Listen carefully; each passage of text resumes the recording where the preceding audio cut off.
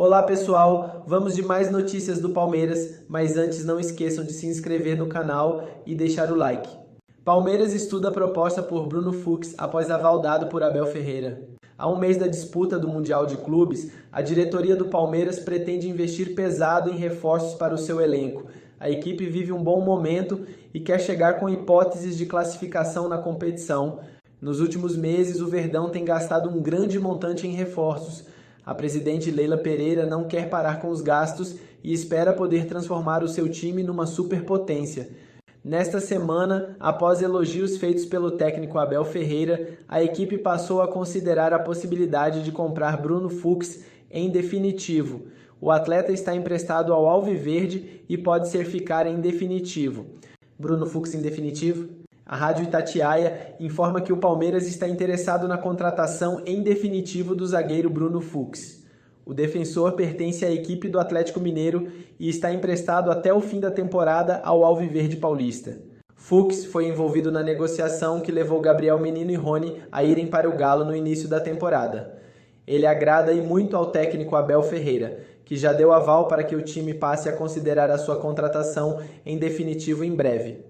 Caso queira mantê-lo em definitivo, o Verdão terá que desembolsar uma quantia milionária dos seus cofres. A fonte indica que o valor estabelecido em contrato está na casa dos 4,5 milhões de dólares, 25,2 milhões, quantia considera aceitável pela equipe. Neste momento, os dirigentes ainda avaliam se vale ou não a pena o investimento em sua aquisição. Caso se confirme, há uma expectativa de que o anúncio oficial da sua permanência ocorra. Agora vamos a mais um vídeo, não esqueça de deixar o like. Alguns jogos que são bem tranquilos.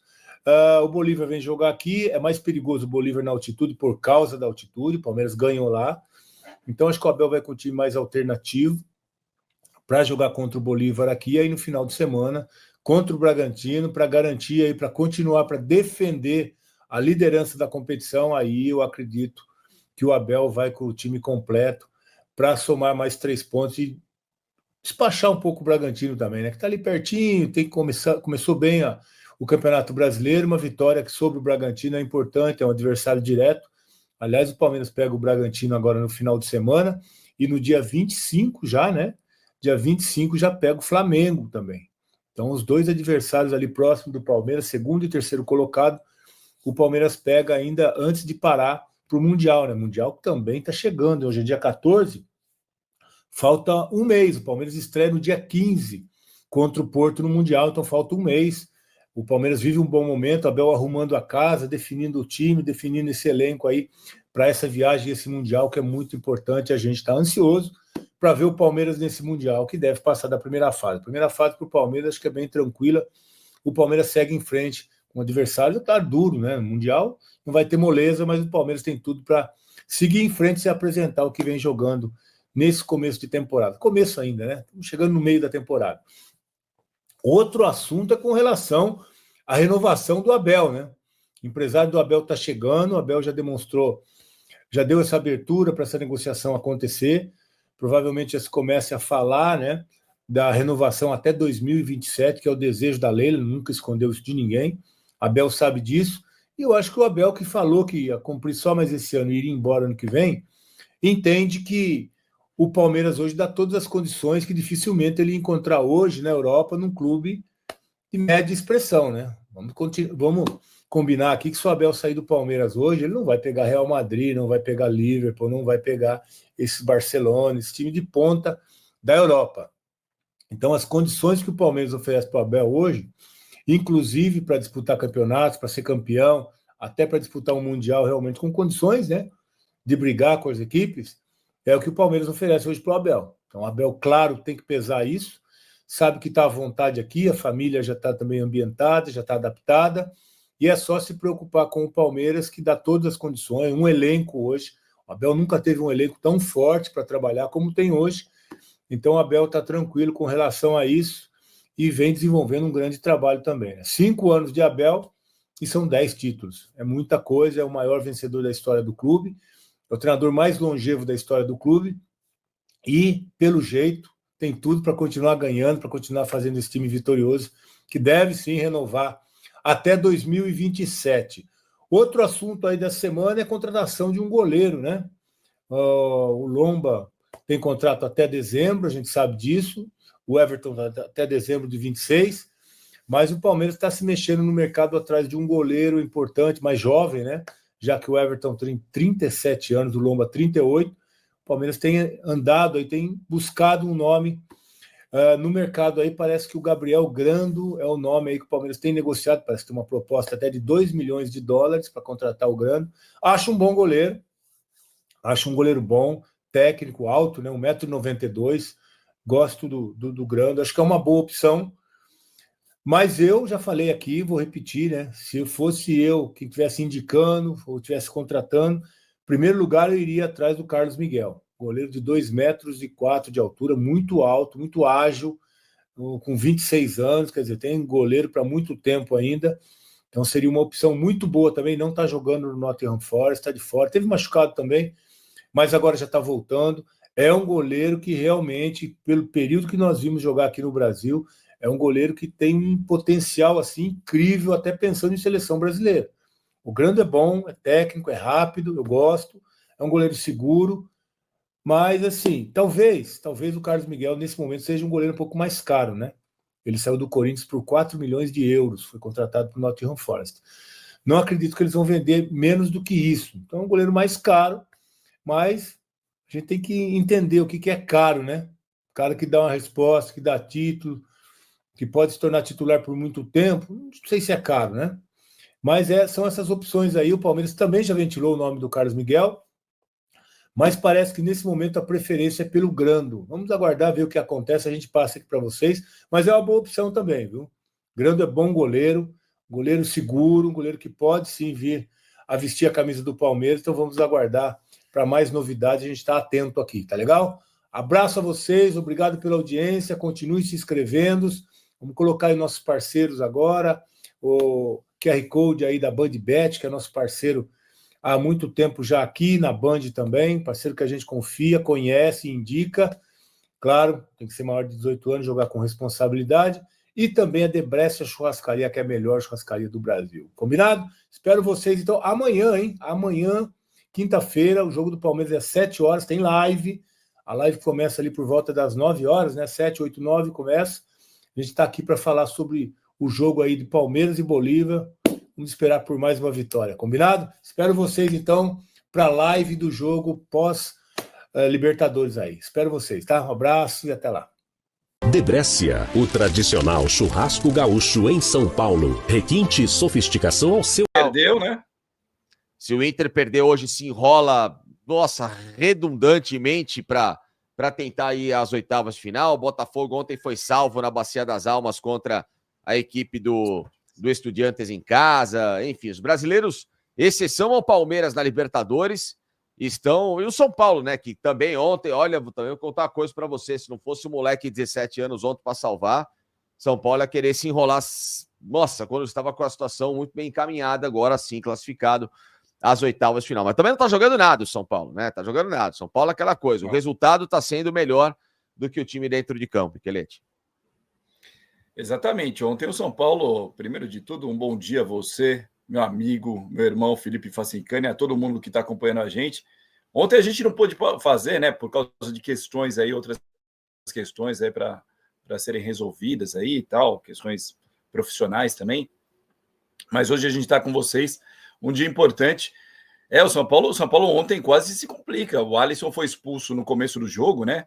Infantilmente expulso, né? Não sei como um jogador dá um carrinho daquele logo no começo, né? Mais ou menos o que aconteceu com o Félix Torres naquela partida contra o Racing na Sul-Americana.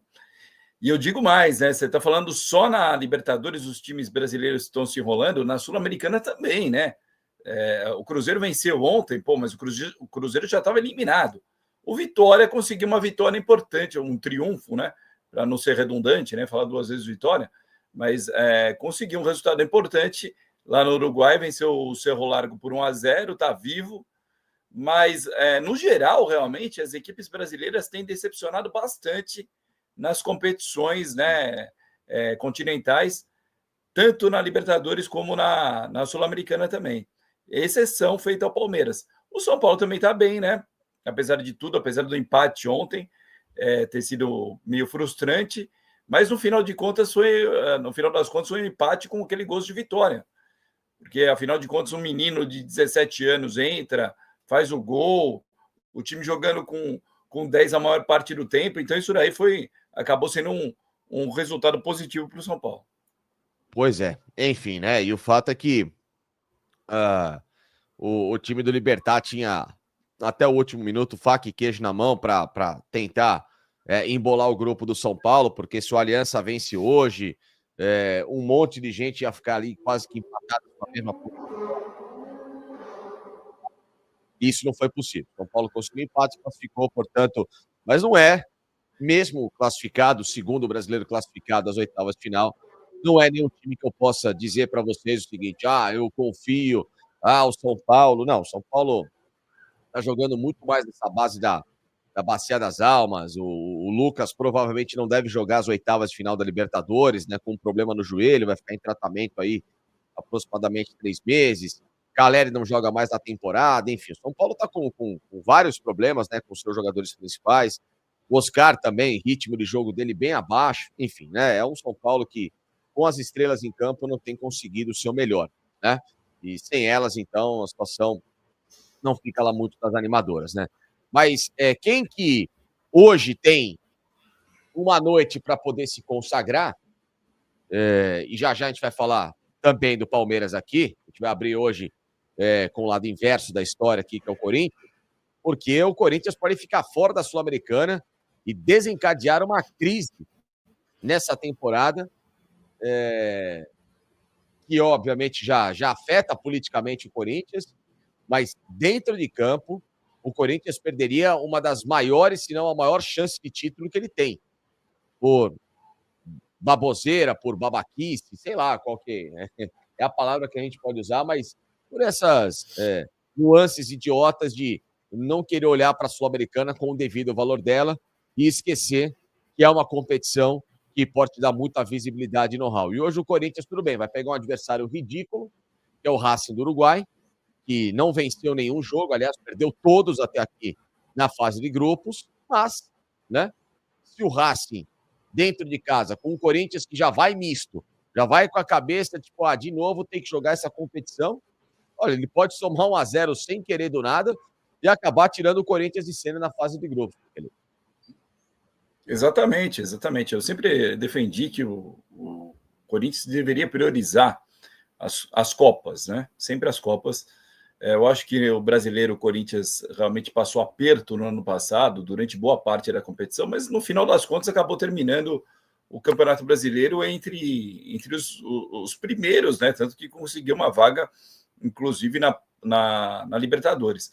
Então, eu acho que o Corinthians não iria passar por esse susto no brasileiro. Eu acho que o Corinthians não tem elenco para ser campeão brasileiro. Está demonstrando isso daí, tem mais derrotas do que vitória na competição. Está naquela zona intermediária, não vai passar muito disso, acredito eu. Então, a maior esperança para o torcedor do Corinthians, sem dúvida nenhuma, seria a Sul-Americana e seria também a Copa do Brasil. A Copa do Brasil já me deixou preocupado, já a posição do Dorival Júnior, mesmo ele sendo tricampeão da Copa do Brasil, ele escalou um time reserva contra o Novo Horizontino, correndo o risco lá em Novo Horizonte de perder o jogo. Venceu por 1-0, gol do nosso Héctor Hernandes, né? Que eu vou te falar, né? O nível técnico do Héctor Hernandes vou te falar, não tem, olha, dá saudade de alguns atacantes aí, eu não vou nem falar o nome de alguns atacantes do Corinthians, Idote, Dicão, esses daí eram o Van Basten perto do Héctor Hernandes. Mas é complicado. E agora, hoje, também ele ensaia essa possibilidade de escalar um time misto, um time reserva. Eu acho isso daí uma temeridade, uma falta de bom senso. Não sei se é só coisa do Dorival Júnior, acredito que seja, mas eu acho que, por isso mesmo que eu falei no outro dia, o trabalho do Dorival Júnior até agora, venceu o Internacional, mas com um jogador a mais, mas olha, o trabalho do Dorival Júnior é muito ruim, viu, cara? É muito ruim mesmo. Ele está aí 10 dias do Corinthians, 2 semanas do Corinthians, mas o trabalho péssimo. Já vou rotular como um trabalho péssimo do Dorival Júnior no Corinthians. Bom, tá aí a tabela, né? Da Sul-Americana na cara de vocês, assim como a minha tarja do Instagram também tá na minha cara. Depois eu vou arrumar isso aí. Mas, enfim. O Corinthians, claro que matematicamente, né? Matematicamente, não seria eliminado em caso de derrota hoje. Mas se ele perde hoje, a última rodada, o América e Cali vai jogar contra o Racing, ou seja, né? Muito mais possibilidade de somar pelo menos um pontinho aí. E o Corinthians joga com o Huracan fora. É esse que é o problema, que o Corinthians vai para a Argentina jogar com o Huracan, onde dificilmente o Huracan deve perder para o Corinthians. Então ele praticamente se coloca uma corda no pescoço e fala tchau, entendeu? Partirei desta para melhor, pelo menos da Sul-Americana, porque seria um resultado horroroso. O Corinthians ficaria com 5, que ontem empataram, né? Huracan e Racing 0-0. Sim. Num jogo em que a equipe do Racing se vence, aí sim, praticamente ela tira o Corinthians de cena, porque se o Corinthians nem vencesse hoje, né, ficaria fora, porque ele poderia só chegar a 9 pontos. Se o América vencesse, o Huracan ficaria com 10 e o América com 11. Então, o empate hoje, se o América vencesse o Huracan, hoje, até somando um ponto, o Corinthians ficaria fora. Mas exatamente. Os deuses ainda estão tentando ajudar o Corinthians na Sul-Americana de alguma forma, né? Empata o América com o Huracan, hoje joga contra o Saco de Pancada, mas é aquela coisa, não dá muito para confiar no Corinthians, ainda mais se tratando de Copa Sul-Americana, né, Michelete? É muito difícil, né? A condição do Corinthians é muito difícil na Sul-Americana, justamente porque o América de Cali vai jogar contra o Racing, né? O possante Racing do Uruguai na última rodada. Sim. Né? E o Corinthians vai ter que encarar o Huracan lá na Argentina. E o que acontece, né? O Huracan está com 11 pontos. O Huracan está matematicamente classificado, certo? E o América joga com o Racing em casa. Bem lembrar, então, hein? Então, aí o América vai a 10 pontos, né? Então, deve ir a 10 pontos. Então, hoje se o Corinthians vencendo, o Corinthians vai a 8 pontos, né? O que obriga o Corinthians a vencer o Huracan na última rodada. Então, o Corinthians precisa vencer hoje e vencer o Huracan. Vai ser essa a conta. Não tem outro jeito. Se vencer hoje e vencer o Huracan, o Corinthians está classificado. Em primeiro, dificilmente, porque o saldo de gols do Huracan é bem maior. O Huracan está com saldo, volta lá, Facinca. Está com saldo de 8, se não me engano, né? Huracan. Acho que está com saldo de 8 gols. E o Corinthians está zerado. Quer dizer, o Corinthians precisaria meter uma goleada hoje no Racing, o que não vai acontecer, vamos ser francos, não deve acontecer. Então, vamos supor que o Corinthians metesse 5-0 no Racing hoje. Tá? O Corinthians ficaria com um saldo de 5, com 8 pontos contra 11 do Huracan. Se o Corinthians ganhar do Huracan de 2 gols de diferença, 2 gols, aí o Corinthians é primeiro lugar do grupo. Quer dizer, precisa meter 5-0 hoje no Racing e meter uns 2-0 no Huracan para ser primeiro no grupo. E não pegar aquele playoffs aí, correndo o risco de pegar, sei lá, um Flamengo, de repente, né? Na outra fase. Então, é uma situação muito difícil para o Corinthians na Sul-Americana. Só não é mais decepcionante do que o Cruzeiro, né? Que, por exemplo, jogou ontem só para cumprir tabela, né? Mas a situação do Corinthians é bem complicada e eu não sei se o Corinthians passa, não. Enfim, vamos aguardar os acontecimentos. Agora, mais um migué do senhor Memphis, hein, ô Michelete? Porque eu tenho certeza que no final de semana... Jogo fora de casa, né? É aquilo que eu falei para você. Eu falei para você no começo da semana. Jogo fora de casa, ou o Memphis joga muito mal, ou ele dá migué e não joga. Parece que é isso, né? A gente não tem prova que é migué, né? Mas dá a entender que é migué, né? Mais uma vez, ele não joga fora de casa. Quer dizer, do nada, uma torção do tornozelo do nada, de novo. Semana passada era uma pancada que não teve pancada nenhuma no joelho. Agora, uma torção no tornozelo não vai.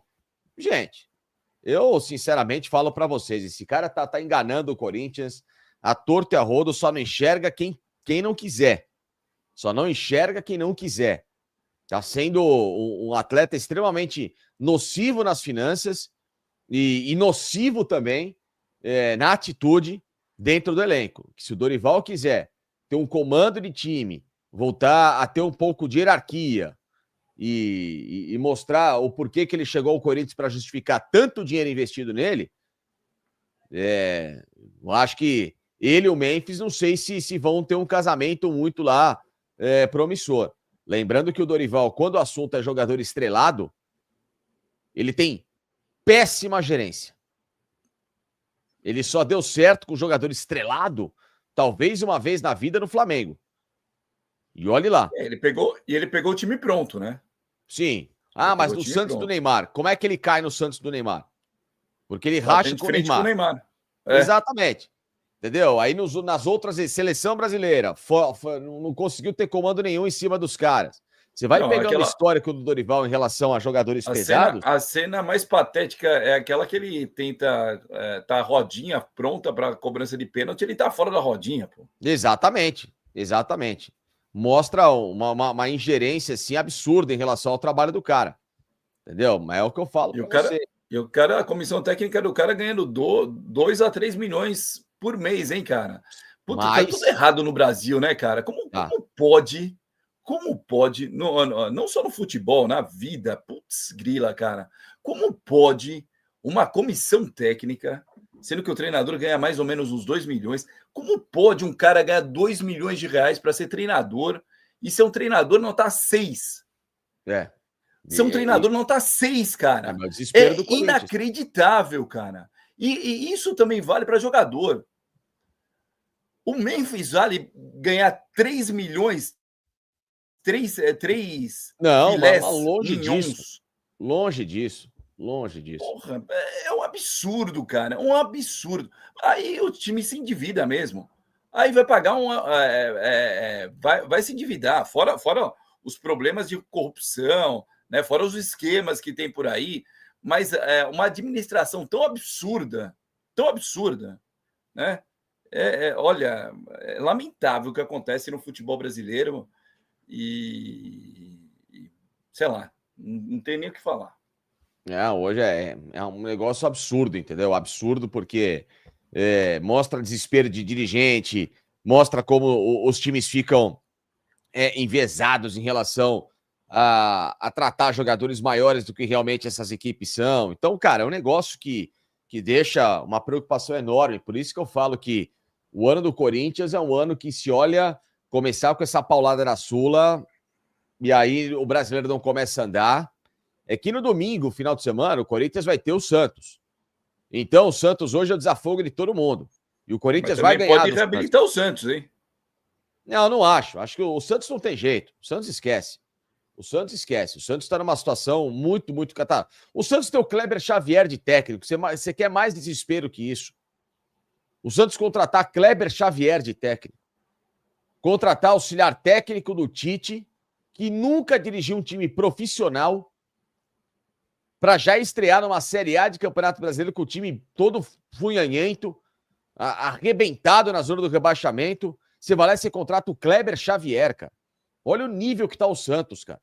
É uma coisa, assim, deprimente. É deprimente, entendeu? Então... na verdade... É imbatível hoje do que você tá vendo? Não. 1 minuto pra você. Não, imbatível não. É quase imbatível. É um time chato de jogar. É um time que é duro de se enfrentar, porque é um time que não dá a bola pro adversário, né? Fica com a bola o tempo todo, recupera essa bola rápido, tem uma intensidade, fisicamente tá voando. E é muito difícil hoje jogar contra o Palmeiras. O jogo contra o São Paulo foi duro, mas o Palmeiras insistiu até o último minuto para conseguir a vitória e a liderança da competição. Olha que o Estevam foi embora, o Palmeiras vai perder muito, né? Souza e Nicola, 30 segundos cada um. Muito, porque é um jogador que dificilmente você vai achar uma peça de reposição para ele. Igual ele hoje, no futebol brasileiro esquece. Mas tem um treinador que vai achar uma alternativa, claro, que não vai ser igual. É um jogador que faz a diferença, um jogador que tem um drible, um jogador que mudou... ele abre o Paulinho do lado esquerdo, bota o Felipe Anderson tá jogando Felipe Anderson, o Facundo, Veiga, tem o Vitor Roque, Veiga, Maurício. Ele vai achar um Ele espaço. acha, mas se botar esse tudinho que você falou aí, bater no liquidificador, não dá a perna esquerda do Estevão. Até porque a perna esquerda do Estevão que é boa. É assim, pra mim o Palmeiras tem o melhor elenco desde que o Abel chegou. Esse atual elenco é inclusive melhor que o do Flamengo. Embora o Flamengo tenha jogadores mais decisivos, como o Gerson, como o Arrascaeta e como o Pedro. Mas o elenco do Palmeiras, pra mim, hoje é o melhor do Brasil. Quem ganha o campeonato? O brasileiro de regularidade, o Palmeiras. Palmeiras, pra mim. Pra mim, ganha o Flamengo. Pra você, Nicola. Palmeiras.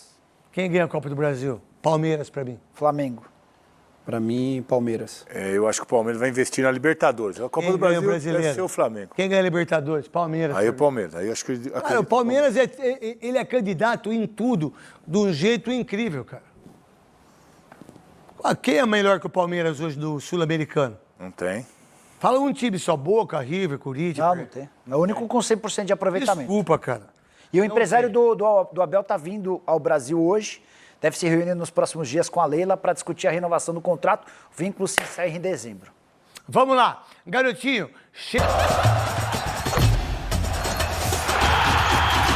Felipe Anderson destaca a evolução coletiva do Palmeiras e objetivo na Libertadores. Classificado para o mata-mata da Libertadores com 2 rodadas de antecedência, o Palmeiras entra em campo nesta quinta-feira, 14, em busca da liderança geral da fase de grupos.